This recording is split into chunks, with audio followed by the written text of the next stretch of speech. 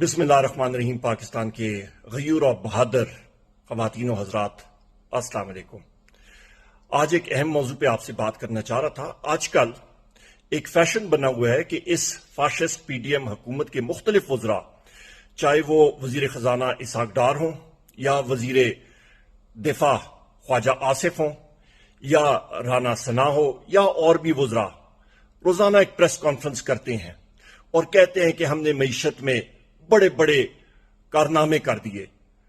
ہم پاکستان تحریک انصاف کے کافی ساتھی اس بات کو بار بار عوام کے سامنے عیاں کر چکے ہیں اور کر رہے ہیں کہ اس 15 مہینے دور میں جو معیشت پاکستان تحریک انصاف کے دور کی تھی کہ 6% کی گروتھ ریٹ کے ساتھ معیشت بڑھ رہی تھی، اس کو اسی حکومت نے تباہ و برباد کیا۔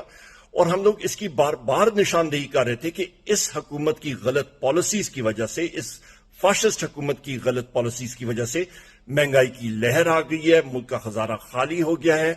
اور ہم لوگ یہ کہتے تھے اور چیلنج کرتے تھے کہ بین الاقوامی دنیا کے ماہرین بھی اور باقی ادارے بھی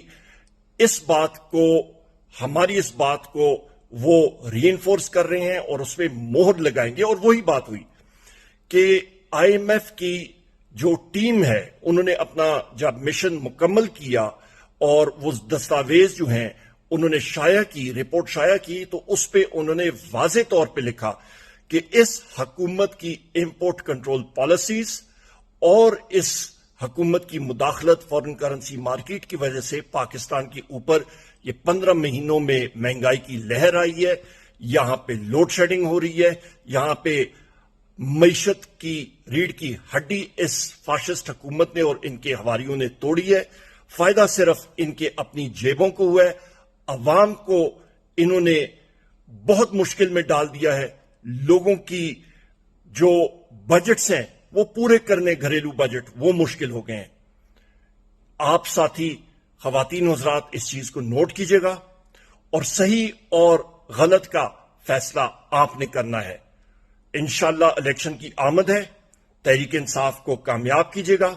انتخابی نشان پاکستان تحریک انصاف کا بلہ ہوگا، اس پہ مہر لگا کے اپنے مقامی تحریک انصاف کے نمائندگان کو کامیاب کیجئے گا، کیونکہ وہ ووٹ براہ راست عمران خان صاحب کو کامیاب کرے گی اور ہمارے اگلے وزیر اعظم پاکستان انشاءاللہ تعالی اللہ تعالیٰ کے حکم سے وزیر اعظم عمران خان ہوں گے۔